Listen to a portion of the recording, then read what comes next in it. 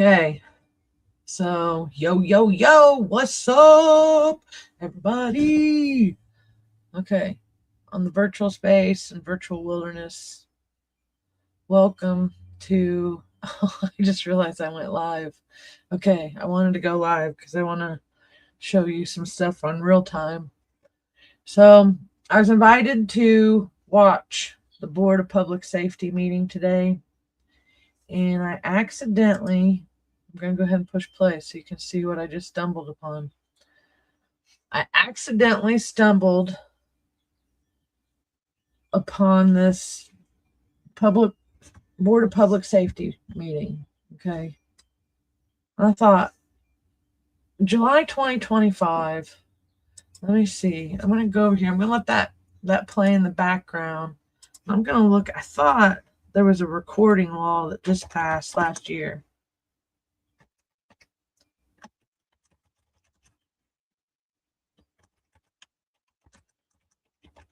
So let's see what this says.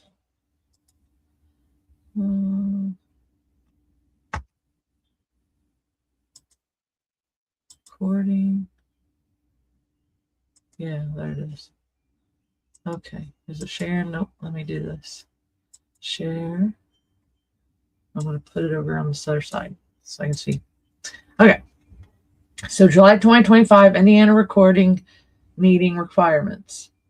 Beginning July 1st, 2025, Indiana House Enrolled Act 1167 requires most state and local government bodies to live stream public meetings and post recordings online for at least 90 days. According to Indy Star, okay, according to Indy Star. That's the one thing I don't like about lives is trip over your words, can't cut them out, can't edit it out. So anyway, this is live and in action right now, and it's going on the good old Facebook. So this is kind of interesting. Good information you can find. Let's see. Ooh, Indiana. Ooh, I think we found something. That was sweet. Okay. So what is it? Where's it at? All right, let's go back here for a minute. Oh, 2 minutes in. So 16-minute window. And now I get to I mean, what were they doing in there? Like, well, I know somebody invited me to watch it. So I know there was supposed to be a very important talk happening today at 4 p.m. because somebody tipped me off to tune into it. And then I realized I'm late tuning in, but maybe there's a reason behind it because I find this gem of a meeting record that is supposed to be there, and all it does is really record that they're not really obeying laws, which is whatever. Robert's rules, and Robert's rules of order, you have to follow rules. So let me go back to this other screen. Okay. Video streaming of public meeting guidance referencing IC 5 14-1.5-29. Okay. Draft dated June 5th. Would have took effect on July 1st, 2025.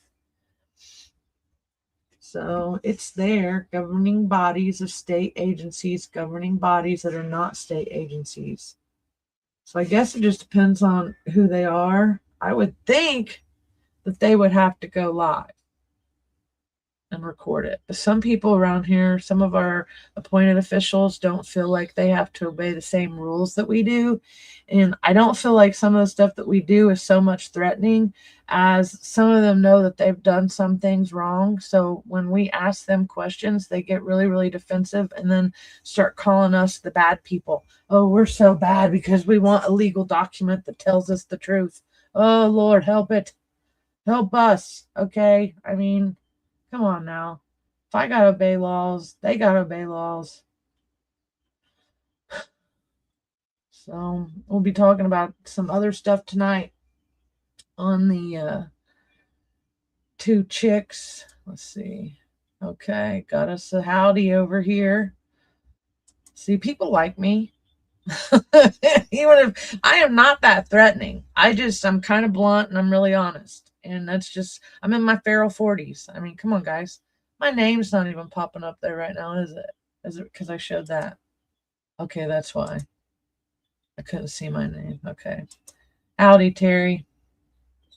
Hello, Alva. I'm just doing a real kind of quick lowdown for something that I found. Accidental. I was supposed to watch it live, so I don't know how long you guys have been watching, but I pulled up this Board of Public Safety Board of Public Safety, and it's straight. They didn't turn it on. So that's what I was just explaining to everybody. And then I'll do that and go back over here for a second. So, later on tonight, we will be going into this email. I know I've heard a lot about my email today. I've been getting screenshots, and I sure did email Madison County Health Department request records. So I'm not threatening anybody. I don't know why they keep trying to tell people that I'm threatening them. All I said was there's a story going on, and actually, let me go ahead and pull that up and make a quick note of it. Okay, guys. So are you on my screen? Let me see. All right. So it's a Fox 59. We're going to be talking about some of this later. Okay. It's an article. Right. I don't know. It's about death certificates. A lot of us locals already know this story. Okay. And there's a lot of backstory. Like, there's just a lot of mystery surrounding it. Because, when you work for government, you cannot just say everything anymore. It's like you have this, you can't just say everything you want all the time. And not all speech is protected speech. That's why we're going into it later.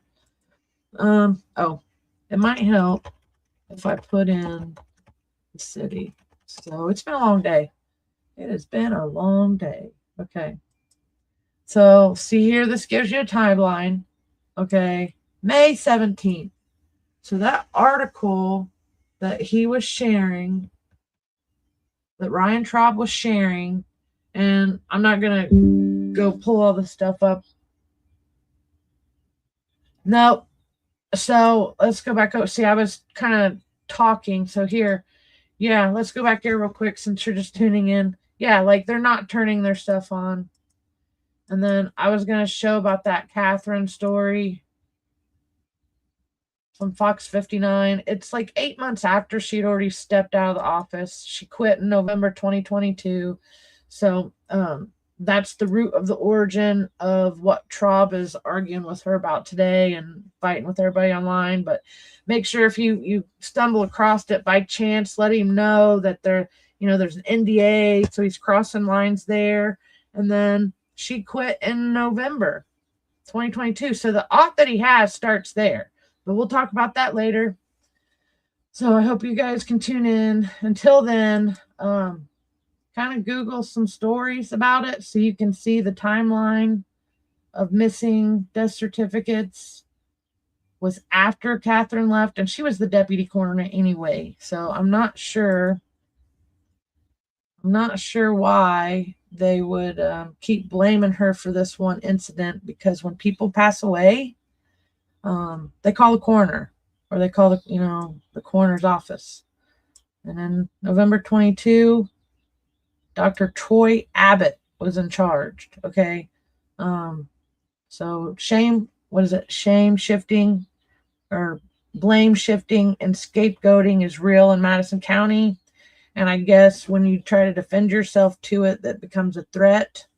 But all the articles that I've read, to my knowledge, say that she had already been out of office when that happened. So with that, look into that, and we'll be talking about that in depth between 7 and 7:30. So, all right, guys, have a good couple hours before we tune in again. Shalom.